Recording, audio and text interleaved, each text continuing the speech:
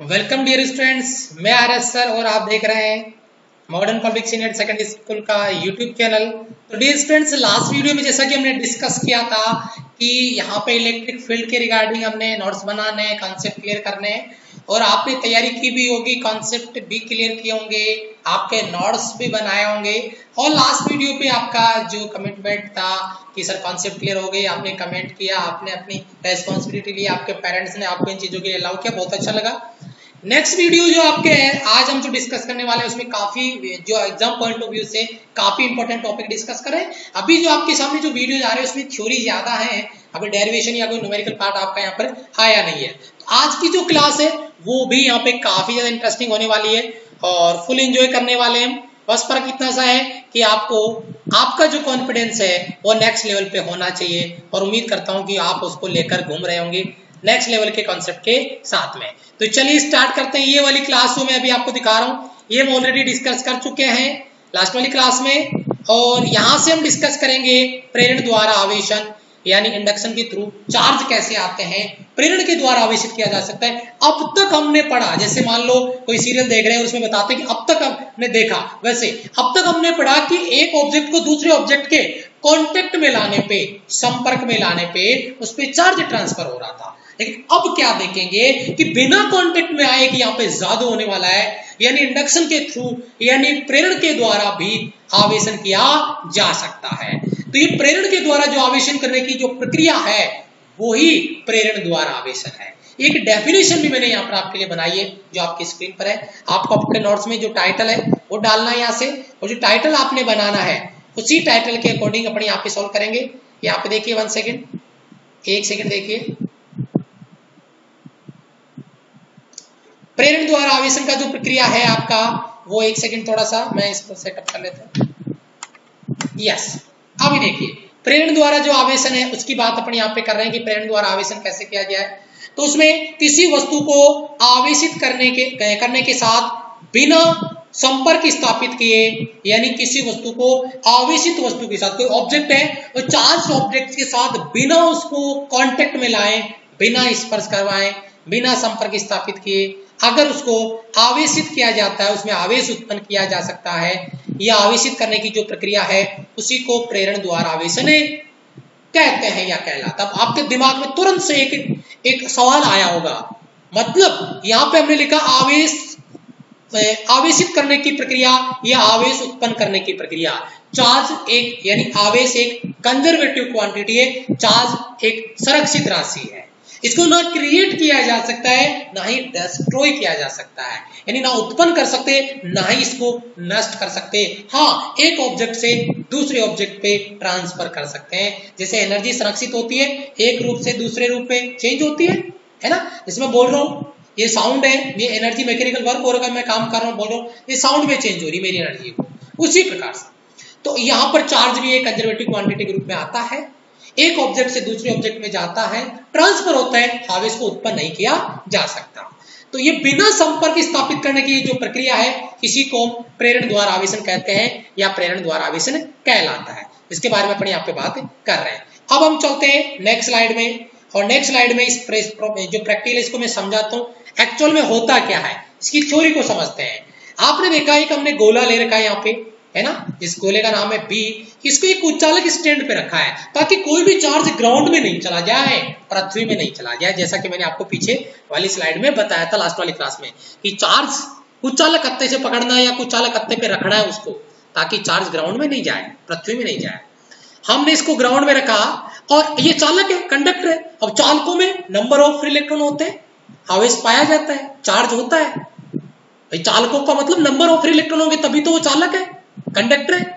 तो हमने क्या किया, अभी वो आवेश नहीं दिख रहा है, लेकिन जब हमने एक रोड लिया, हमने एक छड़ लिया, मान लो ये छड़ है, ठीक है, और छड़ जब मैं उस गोले के पास लेके आ रहा हूं और मुझे ये पता है कि जो रोड ए है इसके ऊपर पॉजिटिव चार्ज है, देख पा रहे होंगे आप, धनावेश आपको दिख रहा होगा यहाँ पे।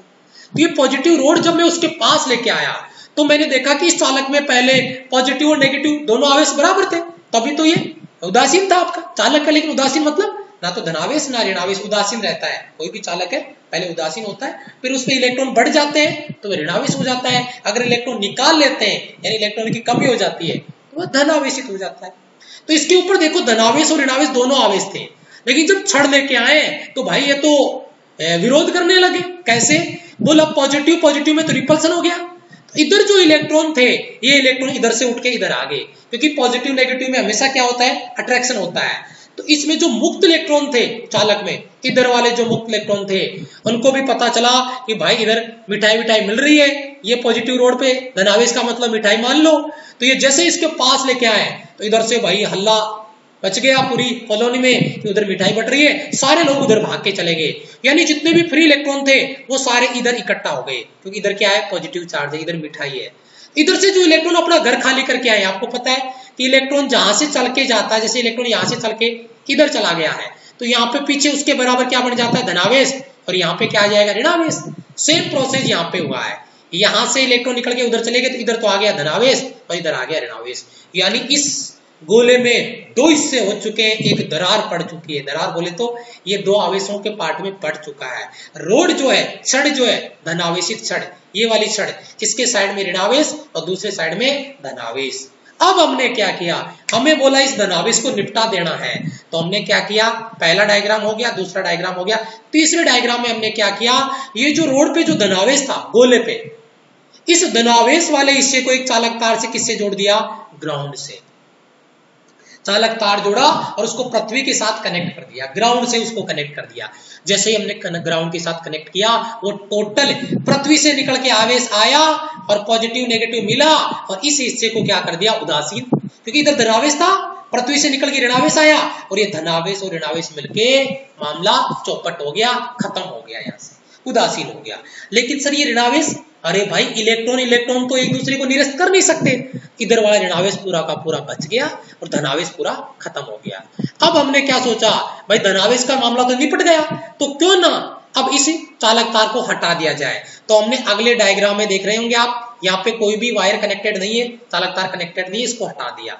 चालक तार को हटा दिया तो फिर इधर ऋणावेश इकट्ठा होकर बैठा हुआ है। अब हमने क्या किया? अब हमने मिठाई वाले को वापस भेज दिया। हमने तो लालच दिया था, ऋणावेश को इधर इकट्ठा कर लिया। जब हमने इस चालक छड़ को, धनावेशी छड़ को, यहाँ देख रहे होंगे कोई छड़ नहीं है, छड़ को हटा दिया तो इधर जो इलेक्ट्रॉन इकट्ठा हो रखे थे, अब उनको पता चलता है भाई मिठाई तो मिलेगी नहीं, तो फिर वो बेचारे सारे के सारे गोले में एक समान रूप से फैल जाते हैं।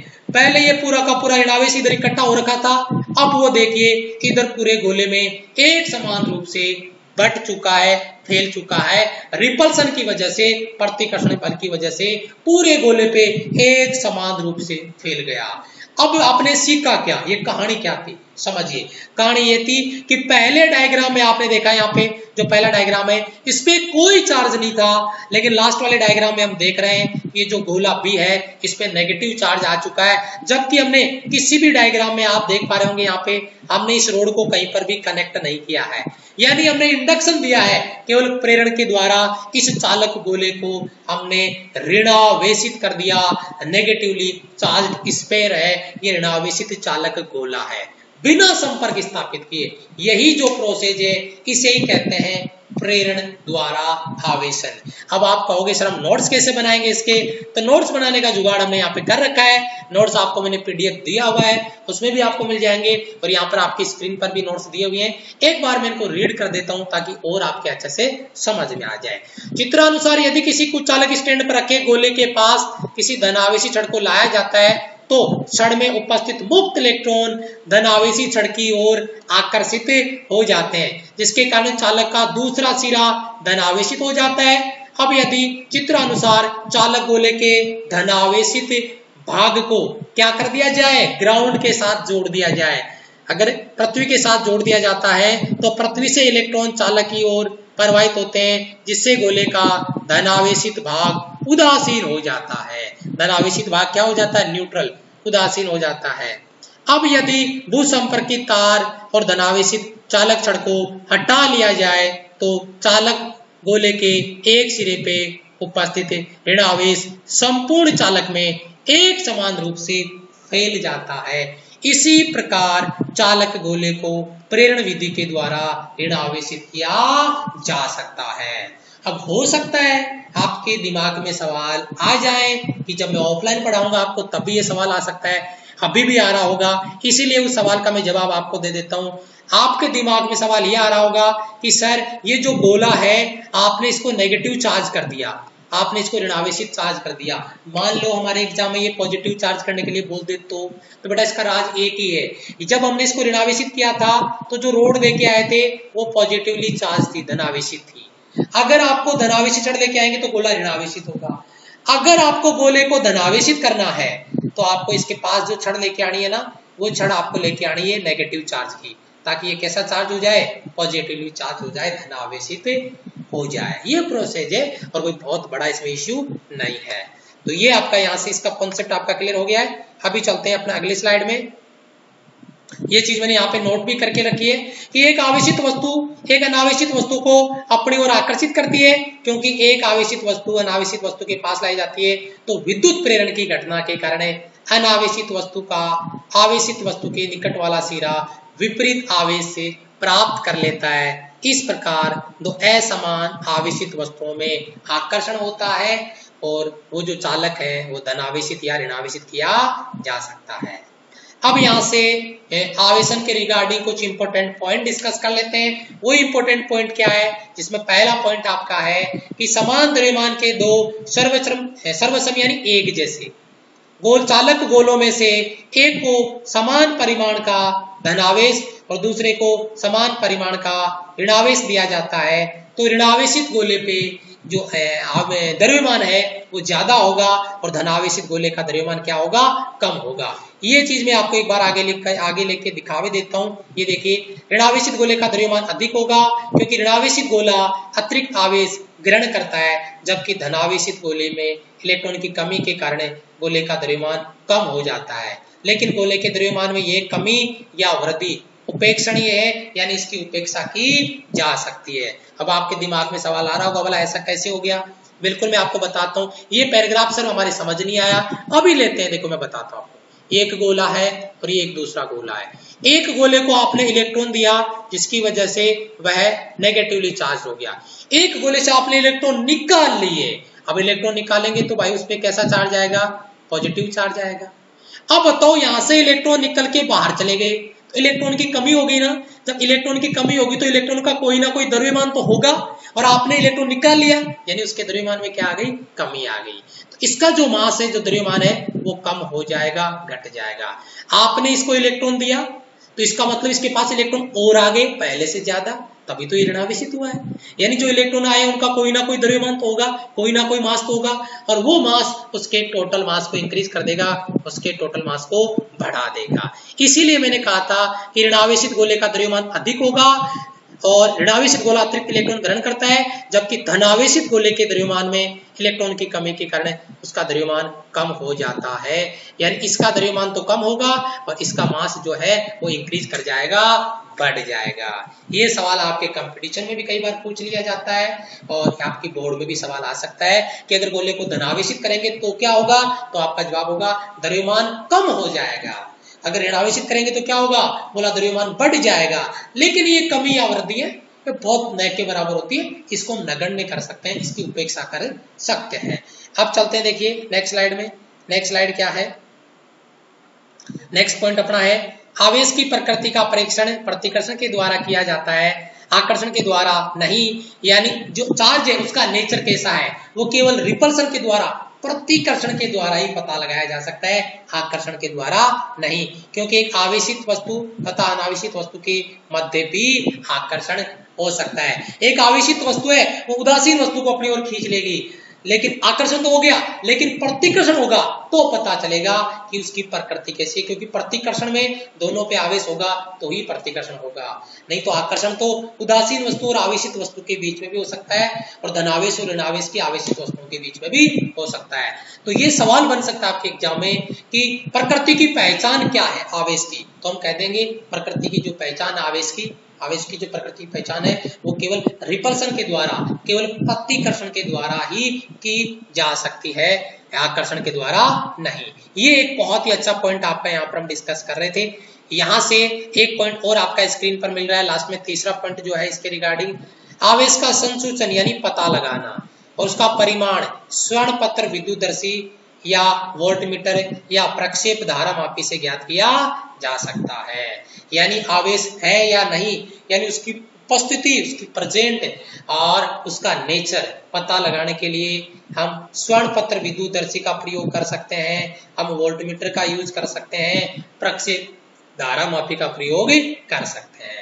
तो आई होप यहाँ तक आपने अपने डाउट्स, अपने कॉन्सेप्ट वो क्लियर कर लिए होंगे, क्लास को एंजॉय कर रहे होंगे। वो चीज जब भी पता चलेगी जब आप वीडियो को लाइक करके नीचे कमेंट सेशन में अपना नाम और फिर लिखोगे सर कॉन्सेप्ट क्लियर हो गए और हमने नोट्स बना लिए। मैं एक एक बच्चे का नाम चेक कर रहा हूँ, कौन कौन से बच्चे हैं जो वीडियो देख लेते हैं लेकिन नीचे लिखते नहीं है, क्योंकि वो नोट्स नहीं बना रहे हैं, वो कॉन्सेप्ट तैयार नहीं कर रहे हैं, वो फॉर्मेलिटी कर रहे हैं पढ़ाई के नाम पे। लापरवाही करोगे तो चलेगा नहीं, बोर्ड की एग्जाम है बेटा, बोर्ड की तैयारी करोगे आप, है ना। तो चलिए मिलता हूँ मैं आपसे नेक्स्ट वीडियो में, तब तक के लिए जय हिंद, वंदे मातरम।